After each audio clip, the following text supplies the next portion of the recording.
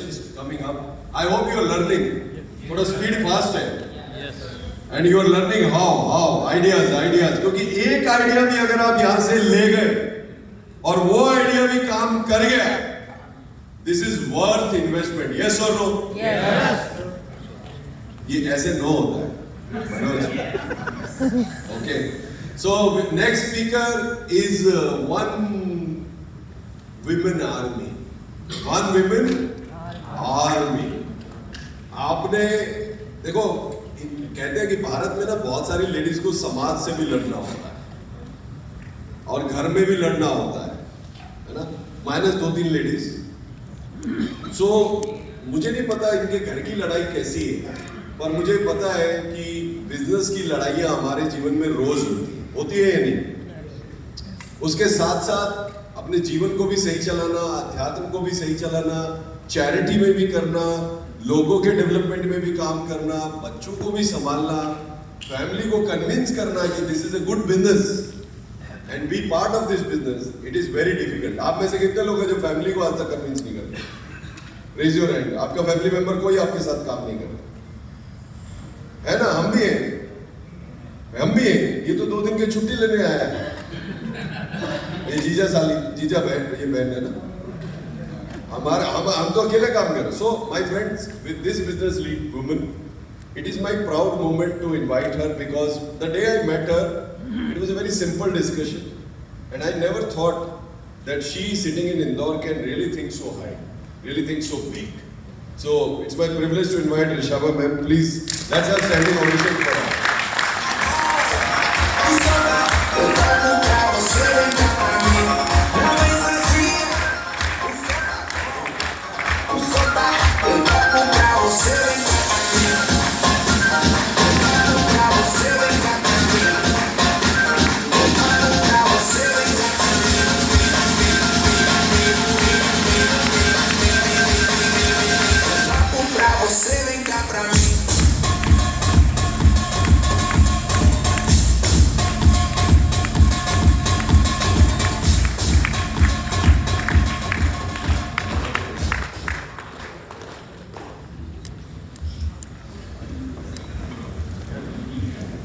Good morning.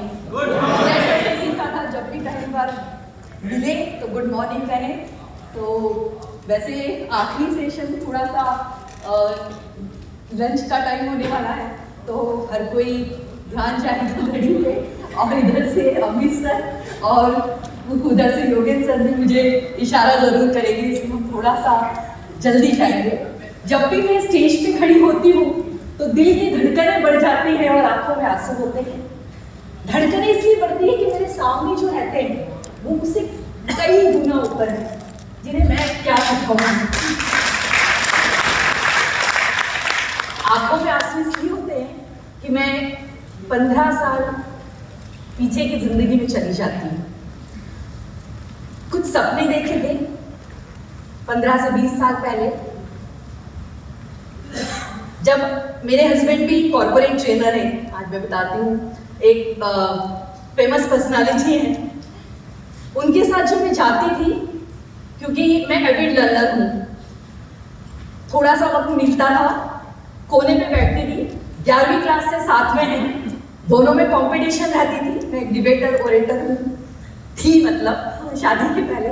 तो वो सारी चीज़ें खत्म हो चुकी थी, वो हम स्टोरी में देखेंगे. तो वहां बैठ के देखती थी यहां कब आऊंगी.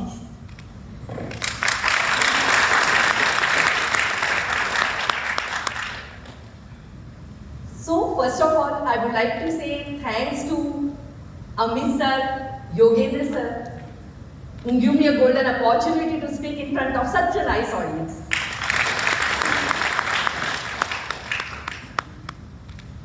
डिजिटल ज्ञानी की टीम को हम नहीं भूल सकते, खासकर दयानंद सर, रितेश, जिनको दिन भर हम परेशान करते हैं. तो एक बार जोरदार तालियां उनके लिए.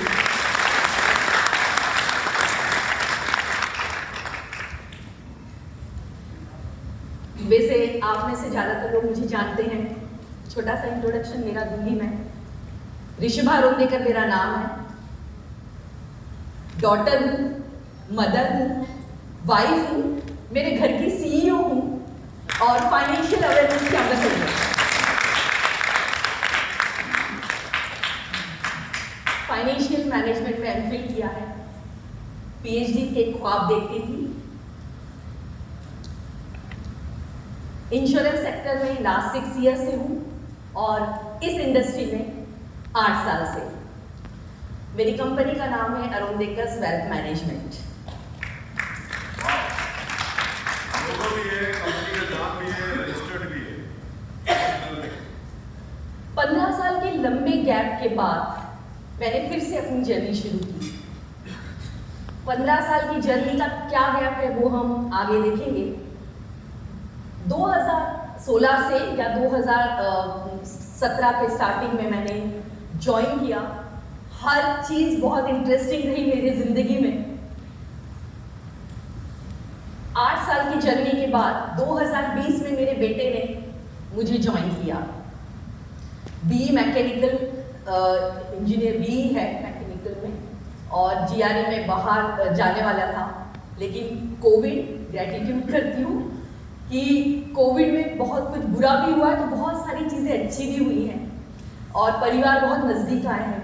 उस वक्त मैं म्यूचुअल फंड ज़्यादा करती थी और इंश्योरेंस में जस्ट मैंने स्टार्ट किया था, वो भी क्यों किया था देखेंगे बाद में। तो वहाँ मुझे टीम की ज़रूरत थी, क्योंकि उस वक्त जो लेडी थी उनके लिए तो और भी चैलेंजेस थे, क्योंकि मेड्स नहीं आती थी घर पे और कोविड में लॉकडाउन था और सारे काम करके मुझे फाइनेंशियल भी प्रॉब्लम्स थी, क्योंकि हस्बैंड भी बिजनेस में थे और सब कुछ ट्रेनिंग्स वगैरह सब बंद था। तो मैं अपना काम शुरू कर रही थी और बेटा बैठा हुआ था, वो भी थोड़ा सा डिप्रेस लगा मुझे, तो मैंने उसे कहा मेरी हेल्प करो, एवरी वीक सैलरी देती हूँ।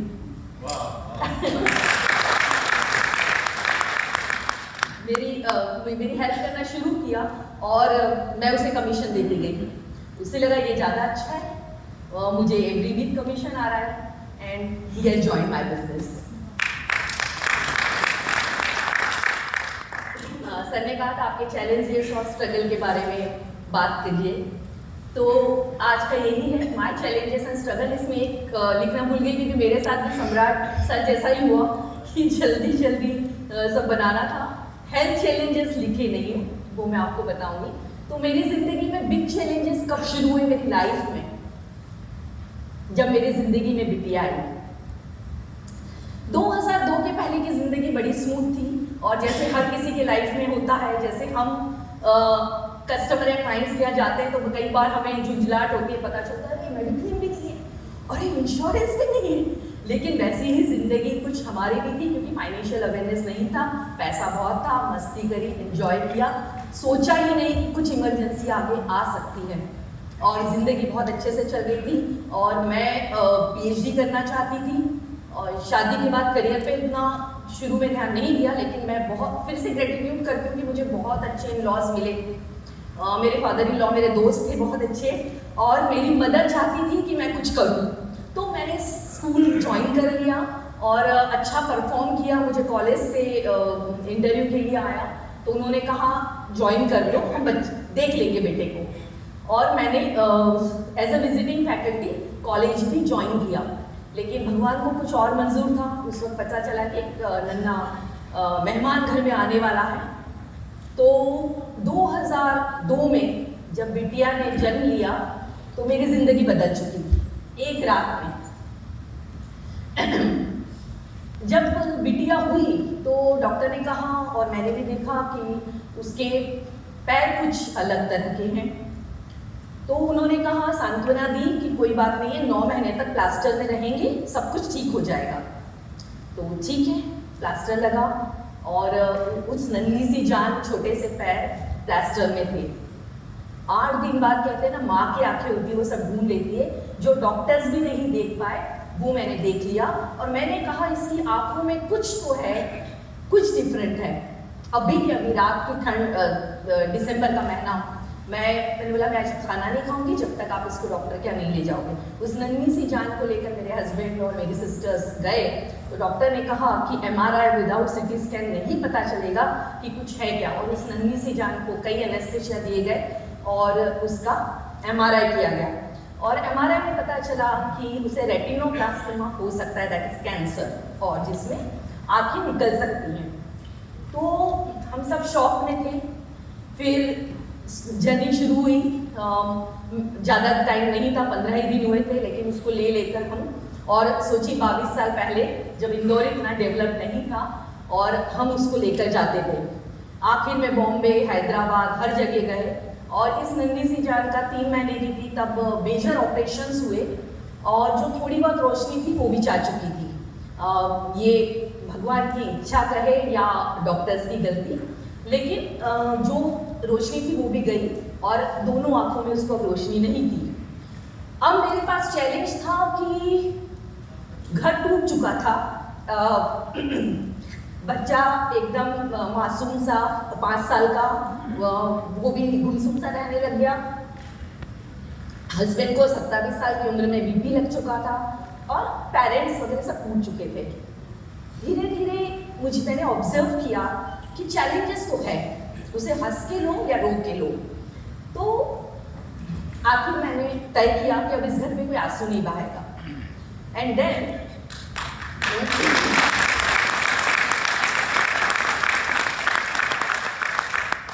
और मेरे ससुर जी ने, मतलब मेरे फादर इन लॉ ने भी बहुत सपोर्ट किया, क्योंकि घर में बहुत सपोर्ट था लेकिन समाज का आप कुछ नहीं कर सकते। बहुत कुछ बातें सुनने मिलती थी, लेकिन हमने उसकी परवरिश एक नॉर्मल बच्ची की तरह करना शुरू किया। अब मेरे पास था करियर, मैं बहुत एम्बिशियस थी, PhD करना चाहती थी, लेकिन बेटी भी थी सामने। तो मुझे ये था, मेरे हस्बैंड ने भी PhD के लिए वो US जाने वाले थे, उन्होंने भी सेक्रीफाइस किया। तो मैंने फिर आखिर बेटी को चुना और जैसे कि डॉक्टर ने कहा था कि ये एक जस्ट लाइक अ वेजिटेबल, ये बेड पे पड़ी रहेगी और आपको इसकी सेवा करनी है। तो मैंने बोला ठीक है, भगवान ने चैलेंज दिया, हम इसको स्वीकार करते हैं। और इस तरह मैं आगे बढ़ी और इस बिटिया ने मुझे इतना कुछ सिखाया है कि आज जो कुछ भी मैं हूँ वो इसकी वजह से है।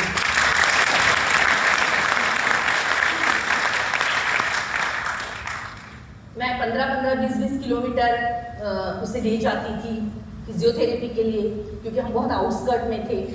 फिर धीरे धीरे मेरे हस्बैंड ने कहा कि मैं कार ले देता हूँ, तुम कैसे ले जाती हो, सुबह से जाती हो रात तक आती हो, डर भी लगता है, फ़ोन भी नहीं थे उस वक्त। तो फिर मैंने 8 दिन में ड्राइव करना सीख लिया और इस तरह से मैं धीरे धीरे आगे बढ़ती गई और इसको एक एक चीज़ सिखाती गई। जब 2 साल बाद मैं बॉम्बे गई तो नंबर 1 एशियाड के नंबर 1 डॉक्टर उदानी ने खड़े होकर मुझे सैल्यूट किया और कहा ये माँ की विक्ट्री है। मेरी बेटी जो शायद सिर्फ पड़ी रहती, वो कुछ हद तक बोल रही थी और वो काफ़ी कुछ, उसका सलाइवा गिरना, गर्दन टेढ़ी होना, वो सब कुछ ठीक हो चुका था।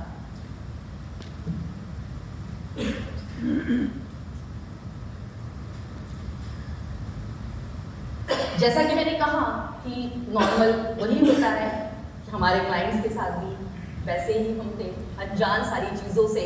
ग्रेजुअली लगने लग गया कि उसकी परवरिश में, उसकी ट्रीटमेंट में बहुत पैसा लग रहा था। FDs टूटती जा रही थी, लोन्स लेने पड़ रहे थे। मेरे हस्बैंड ने भी एक अच्छा जॉब छोड़ के कॉलेज में शुरू किया था, तो कॉरपोरेट से कॉलेज में आने में आप अर्निंग का गैप समझ सकते हैं। तो ये सारी चीज़ें हमारे साथ चल रही थी और मैं पूरी तरह से अनभिज्ञ थी। जैसे कि आज आप मिलते हैं तो कहीं भी देखते हैं कि जनरली आपको 70% ऐसा दिखेगा कि लेडीज़ को पता ही नहीं होता है कि हस्बैंड सही फाइनेंशियल अवेयरनेस है या नहीं है, कुछ भी नहीं। सेम थिंग मेरे साथ भी वैसा ही था और हम लोग जर्नी चल रही थी। उसका करते करते मेरी हेल्थ चैलेंजेस आने लग गए और मैं 22 डेज हॉस्पिटलाइज थी और मुझे उस वक्त ऐसे सिम्टम्स थे जो अभी कोविड में लोगों को थे। मेरे लंग्स 35% काम कर रहे थे और डॉक्टर ने कह दिया था कि मतलब मुश्किल है बचना, और हम 22 डेज थे। 10-15 दिन बाद मेरी बिटिया को मुझसे मिलवाने के लिए हॉस्पिटल में लेकर आए और जब उसकी आंखें मुझसे मिली तो फिर मुझे ऐसा लगा कि वो बच्ची जो कुछ भी नहीं समझती वो माँ समझती।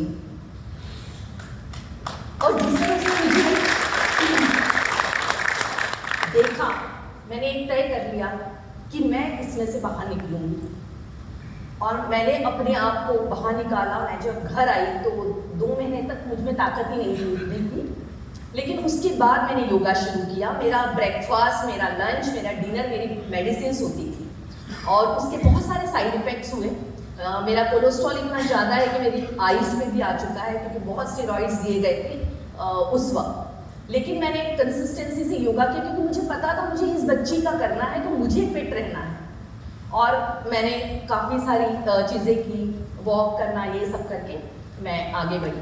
धीरे धीरे हमारे चैलेंजेस तो हम ले ही रहे थे, लेकिन घर का सपोर्ट इस वक्त बहुत काम आता है। यदि फैमिली एक दूसरे को सपोर्ट करती है तो हम बहुत बड़े बड़े चैलेंजेस से बाहर निकलते हैं। तो मैं फिर से ग्रेटिट्यूड करती हूँ कि मैं एक बहुत अच्छे परिवार में गई और सबका हम एक दूसरे को साथ दे रहे थे।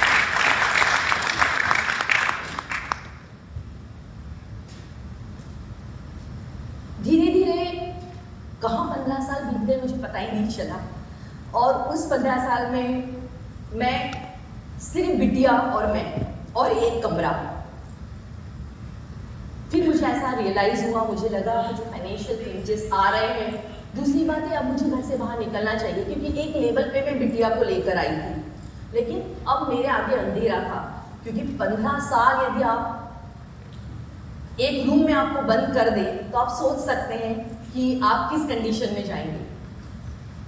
हम लोगों ने इसके लिए एरिया चेंज किया, आउटस्कर्ट में थे, वहाँ से हम दूसरी जगह शिफ्ट हुए। तो ऑब्वियसली जब शिफ्ट हुए तो वही फिर से गैप था, क्योंकि आप गांव से नहीं, मतलब एक एरिया से शहर ऐसे एरिया में जा रहे हो तो हर चीज़ महंगी थी, हमें उसको भी एडजस्ट करना था। फिर मेरे हस्बैंड ने मुझे कहा कि देखो तुम कैपेबल हो और इस तरह जिंदगी रहेगी तो आगे जाके तुम डिप्रेशन में जा सकती हो।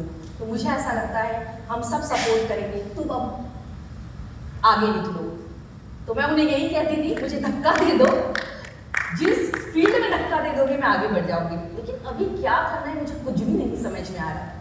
और रात दिन बस मैं यही बोलती थी कि मुझे क्या करना है। हर कोई मेरा फैमिली मेंबर्स चाहता था कि मैं अब घर से बाहर निकलूं। तो कहते हैं ना कि आपकी सारी कायनात उसको ढूंढने में लग जाती है, वो बात मेरे साथ हुई। जब मैं रात दिन वही सोच रही थी कि मुझे क्या करना है, तब अचानक एक दिन हमारे यहाँ मेरे हस्बैंड के दोस्त या उनके स्टूडेंट आए, और वो मेरे हस्बैंड को उनके प्रोफेशन में, उनके इसमें ऐड करना चाहते थे, और उनकी एक कंपनी बिल्ड कर रहे थे, उसमें वो उनको लेना चाहते थे। मेरे हस्बैंड ने कहा मैं तो कुछ नहीं, मैं जो हूँ मुझे नहीं करना है। हाँ, रिश्वा जरूर कुछ सर्च कर रही है, आप चाहो तो उसे ले सकते हो। मेरे हस्बैंड मुझे जानते थे, लेकिन सामने वाला मुझे नहीं जानता था। उसने तो मुझे हमेशा एक कमरे में बंद बिटिया के साथ देखा था। तो उन्होंने एज अ रिस्पेक्ट हाँ कह दिया, क्योंकि उनके भी मन में होगा ठीक है साइन उनकी ले लेते, काम तो हस्बैंड को करना है। तो उन्होंने हाँ कर दिया, और सेट्स फिनसर्व प्राइवेट लिमिटेड मेरी कंपनी का नाम था, जो 2017 में मैंने ज्वाइन किया। और पहली बार जब मैं मेरे कैबिन में बैठी और मैंने सिग्नेचर किया एज अ डायरेक्टर, तो मुझे वो दिन याद आया। 15 साल पहले मैंने सपना देखा था, दूसरा सपना था कि मेरा एक कैबिन होगा।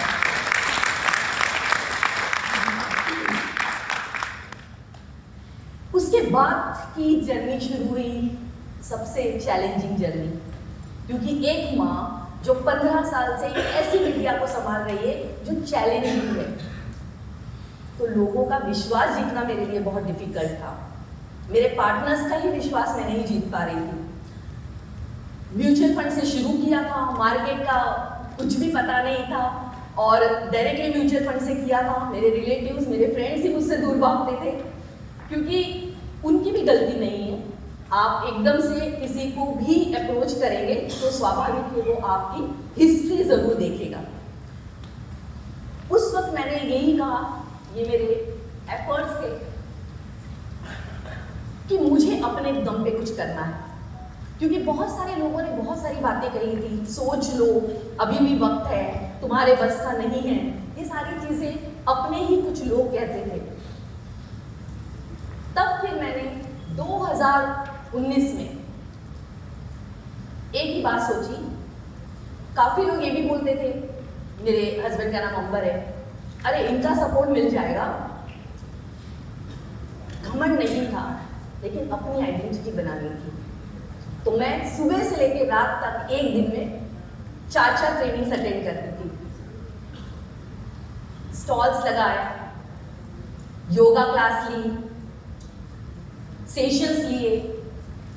सर जो भी बता रहे हैं, मुझे खुशी इस बात की होती है कि सर ने जो जो बताया है वो सब मैं उस वक्त कर रही थी, सिर्फ लीड्स इकट्ठा करने के लिए,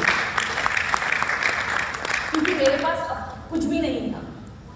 और ऑब्वियसली मेरे हस्बैंड जिस लेवल पे थे, उन्हें उनके लीड्स देने के लिए या उनके प्रॉस्पेक्ट्स मुझे देने के लिए रेफरेंसेस मुझे नहीं दे सकते थे उस वक्त, क्योंकि उन्हें भी नहीं पता था। उन्हें विश्वास था मुझे, पर उन्हें ये पता नहीं था कि मैं इस फील्ड में कितना आगे कर सकती हूँ।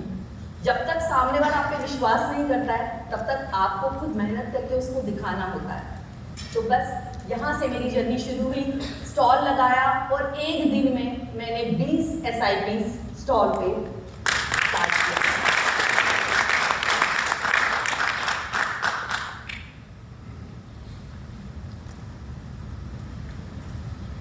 ये सारी स्कूल्स में, कॉलेजेस में, स्टूडेंट्स में, मतलब मैंने ये सोच लिया कि मेरी जो पिक्चर बन चुकी है उससे मुझे बाहर निकलना है। मैं रात दिन लोगों के को नजर आनी चाहिए, बस मैं वही करती थी।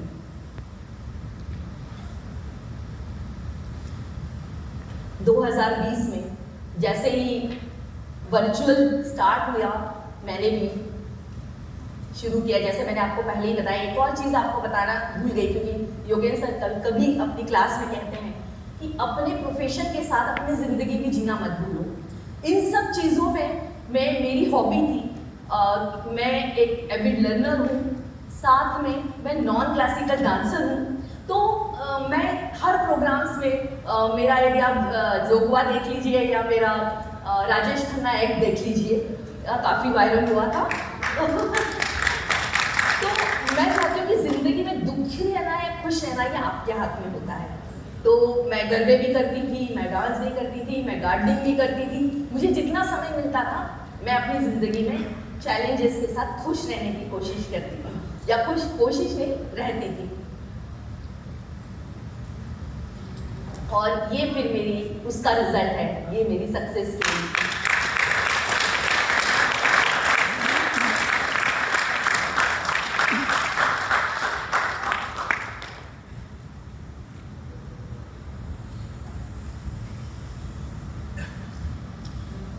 अब इंटरेस्टिंग स्टोरी बताती हूँ मैं आपको।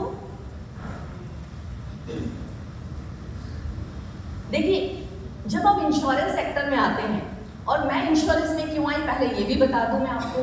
जैसे कि मैंने आपको कहा था कि 2016 में मैंने ज्वाइन किया एज अ डायरेक्टर किसी कंपनी में। मेरे पार्टनर की मंशा गलत नहीं थी, विचार अलग हो सकते हैं। उनका कहना था कि जब तक मेरी कंपनी X लेवल पे नहीं पहुंच जाती, तब तक मैं आपको कुछ भी पे नहीं करूंगा। ये कमिटमेंट आप कर रहे हो तो हम आगे बढ़ेंगे। हम 3 पार्टनर्स थे, एक ने 1 साल भर में छोड़ दिया। लेकिन मैंने सोचा पाने को कुछ नहीं है तो खोने को भी कुछ नहीं है। अभी तो मैं आई हूँ, मैं सीख रही हूँ, ठीक है, चैलेंज को स्वीकार करते हैं। और मैंने वहाँ से मेरी जर्नी स्टार्ट की। ग्रेजुअली मुझे ऐसा लगने लग गया कि अर्निंग भी उतनी ही ज़रूरी है, इसलिए फिर मैंने 2019 के बाद इंश्योरेंस सेक्टर में आई, और हेल्थ इंश्योरेंस में मैंने काफ़ी अच्छा काम किया। और फिर लाइफ में जैसे आप आते हैं तो आपका पहला शब्द आपके कानों में पड़ता है MDRT। मेरे भी कानों में पड़ा MDRT। और बस ब्रांच में जाओ, ब्रांच हेड कहते थे MDRT बनना है मैडम आपको। मैं भी बोल देती थी हाँ ठीक है सर, बन जाएंगे। और इस तरह से पहला ही मेहनत तो करती थी, तो सबको लगा था MDRT हो जाऊंगी। एक दिन सब ब्रांच हेड और सभी लोग हमारे ऑफिस में आ गए, और मेरे हस्बैंड से कहा सर प्लीज़ इनकी मदद कीजिए और इनको MDRT बना दीजिए। तो मेरे हस्बैंड ने कहा मैं क्या बनाऊंगा, वो खुद ही बन जाएगी। तो मैंने हस्बैंड से पूछा MDRT बनने के लिए करना क्या पड़ता है, कितना करते हैं? तो उस बोले 35 lakhs करना पड़ेगा। तो मैं बहुत गुस्सा हुई, लड़ी कि 3 महीने बचे हैं, 2 लाख रुपए हुआ है और आप मुझे बोल रहे हो कि MBRT कर लो, और आपने उनको भी कमिटमेंट कर दिया, अब तो रात दिन मुझे फ़ोन करेंगे। और इस तरह से बात आई गई हो गई, मैं अपने काम में लग गई। लेकिन पता नहीं क्यों मुझे कोई भी फ़ोन करता था, मेरी फ्रेंड फ़ोन करती थी या मेरे रिलेटिव्स फ़ोन करते थे, तो मैं उन्हें एक ही जवाब देती थी, सॉरी यार मूवी नहीं चल पाऊंगी, MDRT की तैयारी कर रही हूँ। और इस तरह से मेरा जो हो रहा था, धीरे धीरे समय नज़दीक आ गया और कब 25 दिसंबर आ गया पता ही नहीं चला। और आपको यकीन नहीं होगा, 25 दिसंबर तक 17 लाख का गैप था। मेरे ब्रांच में ऑफिस गई तो ब्रांच हेड ने कहा, क्या मैडम आपसे तो हमें बहुत उम्मीदें थी, गैप तो इतना है, कैसे होगा? अब मैंने सोचा पीछा छुड़ाने के लिए उन्हें कह दिया, कोई बात नहीं सर, 31 दिसंबर के 5 बजे मैं डिक्लेयर कर दूंगी। ऐसा बोल के मैं नीचे उतर कर आ गई और सोचने लग गई कि कैसे करूंगी। लेकिन कहते हैं ना कि वही बात हो जाती है कि आप उस तक अपनी बात पहुंचा दीजिए और आप मेहनत करते रहिए, वो आपको रास्ता दिखाते जाए। तो बस वही मेरे साथ हुआ। और मुझे याद आता है कि 27-28 को मैंने FC प्राइवेट कंपनीज में आपको FC भी मिलते हैं, मैंने शिवानी नाम था उनका, उनको बोला चलो आज मैं गाड़ी निकालती हूँ और चलते हैं, देखते हैं क्या होगा। और मैं सुबह 8 साढ़े 8 बजे घर से हैवी ब्रेकफास्ट करके निकली। मैंने ज़िंदगी में इतनी कार नहीं चलाई होगी। इंदौर से यहाँ पे हैं तो उन्हें पता होगा, मैं देवास नाके से पालदा से सावेर से राऊ और राऊ से होते हुए मैं वापस अपने घर की तरफ आती थी। रात के 11:30 बज चुके थे और हम लोग कम से कम, ऐसा भी नहीं था कि एक चेक होगा, हम लोग बूंद बूंद भर रहे थे। पहला चेक मुझे 30,000 रुपये का मिला था, तो 17 लाख में से मैंने -30,000 किए थे। और इस तरह मैं आगे बढ़ती जा रही थी। और जब हम लोग घर के नज़दीक पहुंचे तो मुझे याद आया कि अरे मेरी एक मौसी रहती है, उनके बेटे के पास भी टर्म प्लान नहीं है, चलो एक चांस लेते हैं। और हम लोगों ने गाड़ी वहाँ रखी, मौसी जी के घर गए और उन्हें कहा भूख लगी, सबसे पहले खाना खिलाओ और टर्म प्लान ले लो। और उनके बेटे से हमने डिस्कस किया और टर्म प्लान लिया। उसके बाद भी 7.5-8 लाख कम था और 31 के मुझे 30 की रात थी और मैं बोल रही थी अब कैसे होगा। और उतने में CA का कॉल आता है, रिश्मा मैम मेरे क्लाइंट हैं, उन्हें कुछ इन्वेस्टमेंट करना है, आप मिल लीजिएगा। मतलब इतनी भयंकर थकी हुई थी, इतनी गाड़ी चला के आई थी, 1 मिनट में एनर्जी आ गई और उनको कॉल किया और उन्होंने मुझे इतनी सारा व्हाट्सएप पे भेज दिया, ये पॉलिसी वो पॉलिसी ये पॉलिसी। रात को बैठी, सुबह 4 बजे उठी, पूरा प्रेजेंटेशन बनाया, गाड़ी दौड़ाई, वहाँ पे गई और इस तरह से 5.5 लाख का चेक उन्होंने दिया।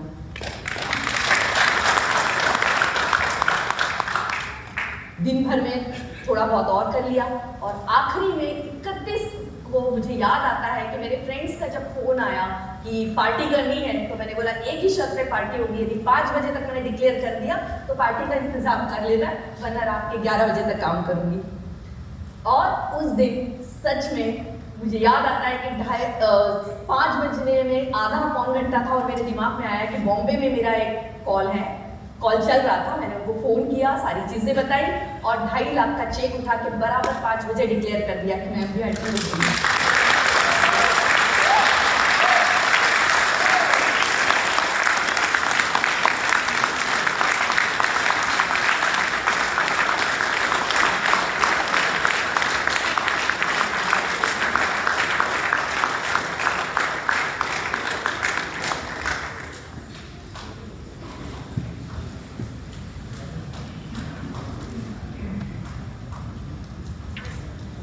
देखिए, किया मैंने एक दिन में, चाहे वो बिटिया का काम हो, मेरी हेल्थ हो, दिखने में दिखता है एक दिन का, वो कभी भी एक दिन का नहीं होता है। उसके पीछे की मेहनत होती है जो हमें कंसिस्टेंसी से करनी पड़ती है, ऐसा मुझे लगता है। और सर जो बताते हैं ना, तो मैं जैसे सर कहते हैं, मैं अपने आप को थोड़ी सी शाबाशी दे लेती हूँ, क्योंकि जब भी सर का मैं सेशन सुनती हूँ और सब बोलते ऐसा करना चाहिए, थैंक गॉड मैंने सही किया, सही कर रही हूँ। तो लीड जनरेट की, कैटेगराइज मैंने किया जिसमें मैंने जूमर्स मिले, क्योंकि उस वक्त तो मेरे पास कुछ भी नहीं था। आज मैं फक्र के साथ कह सकती हूँ कि मेरे हस्बैंड मुझे बोलते हैं उनसे मिल लेना, उनसे कर लेना, या मुझे मेरी फ्रेंड्स के आते हैं हमारे बच्चे आ रहे हैं मिल लो रिशवा, है ना, तो अच्छा लगता है। पर उस वक्त मेरे लिए बहुत डिफिकल्ट था, तो मैंने zoomers, millennials, parent day, retired age अलग अलग किया। मैंने क्लास बनाई, लोअर, मिडिल, हायर, अपर, ढेर सारी डायरिया है मेरे पास, अलग अलग बनी हुई हैं आज भी। तो अकॉर्डिंग टू दैट प्लान मैंने फॉर्म्स बनाए, डिफरेंट सर्वे फॉर्म्स बनाए, फोल्डर्स बनाए, HLD, रिटायरमेंट, एजुकेशन, पर्सनालिटी पे, गिफ्ट्स फॉर ओकेजन्स सभी करते हैं, मैंने भी किया। मुश्किल था मेरे लिए, लेकिन हर बार मैंने जो लिया उसका 20% मैंने मेरे पे इन्वेस्ट किया, चाहे वो लर्निंग हो या क्यों। मुझे अच्छा लगता है जब मेरा बेटा मुझे कहता है कि मम्मी कौन सा च्यवनप्राश खाती हो। बर्थडे एंड रिन्यूअल्स, रिमाइंडर्स हमने लगाया, उसका बहुत फ़ायदा होता है। गूगल कैलेंडर्स को मैंने यूज़ किया, जैसे मैंने कहा मैं एविड लर्नर हूँ, तो मैं हर चीज़ करने की कोशिश करती हूँ और उसका मुझे फ़ायदा मिला। मेरी जर्नी डिजिटल ज्ञानी के साथ, देखिए ज़िंदगी में ना एक लेवल पे पहुँचने के बाद ठहराव आ जाता है। मेरी भी ज़िंदगी में ठहराव आ गया, क्योंकि आप एक लेवल तक पहुँच गए हो, उसके आगे क्या? गली में खेलने वाला भी क्रिकेटर है और ग्राउंड पे IPL पे खेलने वाला भी, लेकिन कोच की जरूरत होती है। एक लेवल तक आप खुद कर सकते हो, तो वहां भी भगवान ने मेरी मदद कर दी। मैंने उसको गुहार लगाई कि अब कैसे आगे, मुझे तो अर्निंग बढ़ानी है, मुझे काम समझ में नहीं आ रहा है, टीम का नहीं समझ में आ रहा है, कैसे मैं सब करूं। और अचानक से व्हाट्सएप पे मुझे मैसेज आता है और मैंने ज्वाइन किया, और एक ही बार में समझ में आ गया कि जैसे हम क्लाइंट को कहते हैं ना कि आपको सब कुछ, you will get everything under a one roof in a proper manner, तो मुझे लगा वही चीज़ मुझे मिल रही है। हम एडवाइजर को भी एक चीज़ सब चाहिए, तो वो मुझे यहाँ मिलेगा, क्योंकि ऑब्वियसली इस फील्ड में थी, इतने सब थी, लर्निंग अच्छा लगता था, बहुत सारे ट्रेनर्स किए।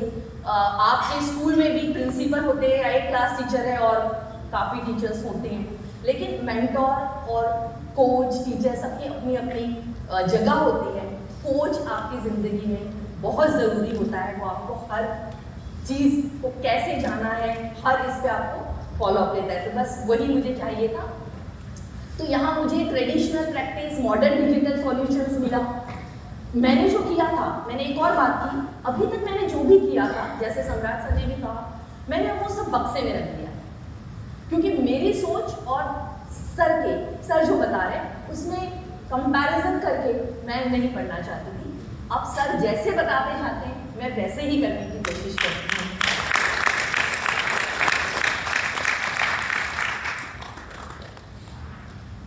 कम्युनिटी, इतनी अच्छी कम्युनिटी मिली है, तो ऑब्वियसली टीम वर्क से ही आप आगे बढ़ते हो। और ये यहाँ डिजिटल ज्ञानी में जो कम्युनिटी थी, 100 चैलेंजेस ग्रुप था, तो बहुत कुछ सीखा है। तुलसी सर सबकी हेल्प करते हैं, गिटारी सर जो इंदौर से हैं उनसे मेरी भी मुलाकात है, वो मुझे हेल्प करने वाले हैं उनकी पॉलिसी में। तो ये कम्युनिटी इतनी अच्छी कम्युनिटी में पॉजिटिव वाइब्स आते हैं।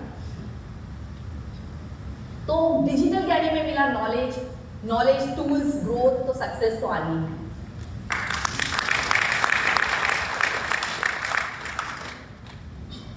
तो बस यही कहना चाहूंगी कि believe in miracles, they happen. मेरे साथ तो हुए हैं, होते हैं। आप अपने आप पे विश्वास कीजिए। जब डॉक्टर दानी ने कहा कि माँ की विक्ट्री है, तो वो माँ की विक्ट्री नहीं थी, मुझे अपने आप पे विश्वास था कि इस बेटी को मैं बेड रिडन नहीं होने दूंगी।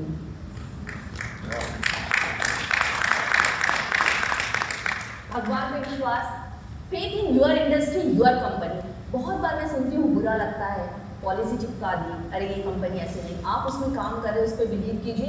Your coach, your mentor and coach. यदि आपने मेंटोर बना लिया है तो फिर आप मूंद के बस उन पे विश्वास कीजिए। फील्ड वॉज प्लेग्राउंड, आपका फील्ड आपका प्लेग्राउंड होना चाहिए। And until you make it big, जब तक आप बड़े नहीं बन जाते जो आपका गोल है, तब तक काम करते रहिए। हाँ, ये बात जरूर मैं कहूँगी, कई लोग स्ट्रेंजर्स के साथ कंफर्टेबल नहीं होते, पर मुझे ऐसा लगता है कि strangers will buy from you most comfortable, यदि आप सही तरीके से करते हैं तो। कई बार फैमिलीज, फ्रेंड्स को थोड़े, आप नए हैं तो नए की बात करें तो आप थोड़ा सा उन्हें स्पेस दीजिए, उनको समझने दीजिए आपको, तब तक आप अपनी लीड्स प्रॉस्पेक्ट्स पे काम कीजिए। गिव अप कभी मत कीजिए।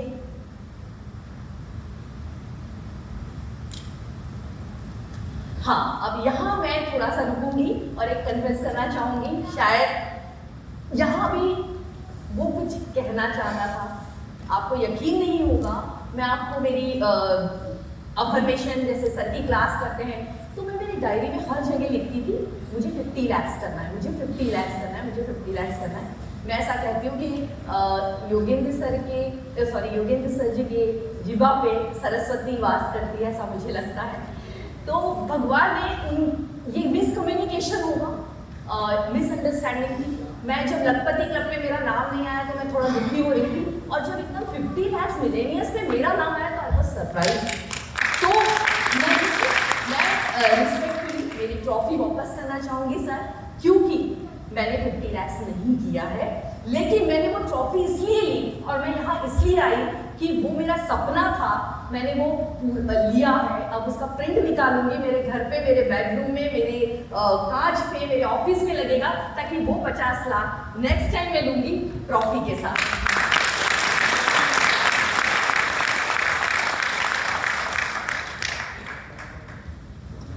मेरा टारगेट ये है 2.5 से 3 लाख, 300 मेंबर, ये सब कुछ 1 to 1 मैं सर के साथ करूंगी, इसमें जो भी सर बताएंगे उसके according. So thank you so much. आप सभी के लिए एक शेर है जो शायद मैंने सम्राट सर को सुना, मॉर्निंग में भी सुना, कि मंजिल उसी को मिलती है जिनके सपनों में जान होती है, पंखों से कुछ नहीं होता, हौसलों की उड़ान होती है।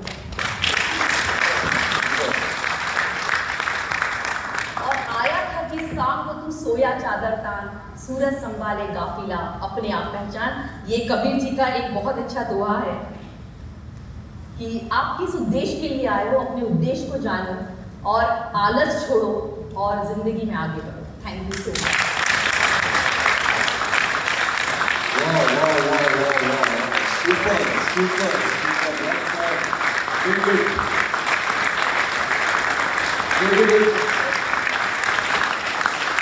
Round of applause.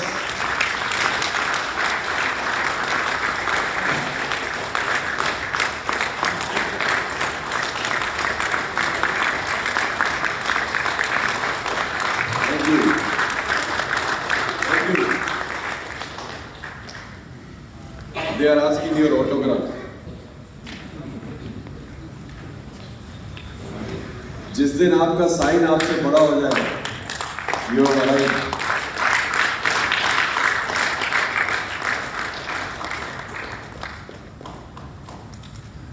Thank you. तो लेट्स डू दिस डील।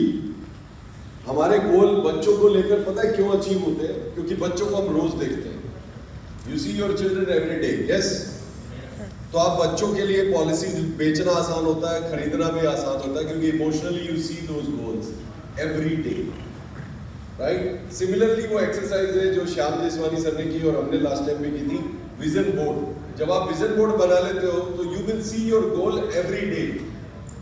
सो होगा क्या? Psychologically you will do it. Hello, सो रहे हैं, जग रहे हैं? जग रहे सर। सो 50 लाख की ट्रॉफी आपके पास ही रहेगी ma'am, so that you see it every day and you cross it and you come back to Delhi and say here is 1 crore।